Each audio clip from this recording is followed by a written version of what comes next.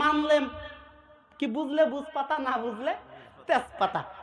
ভাইরা আমার, বন্ধুরা আমার, ওই এক ছাত্রকে এক শিক্ষক জিজ্ঞাসা করছে, এই বেটা এই এক্সামিনেশন বানান করো, এক্সামিনেশন। ছাত্র এখন বলে, sir A B C D E F G H I J K L M N O P Q R S T U V W X Y Z, একবারে পুরা বলে দিছে। এখন ছাত্র বলে, তোমাকে বললাম আমি এক্সামিনেশন বানান করতে, তুমি এ টু জেড সব বলার কারণ কি? ছাত্র বলতেছে, স্যার আপনি বলবেন একটা, আমি বলবো একটা, ভুল হবে, অতএব ঠেলাঠেলির কি দরকার, এ টু জেড সব বলে দিছি, এখন যেটা লাগে আপনি এখান থেকে খুঁজে বের করেন।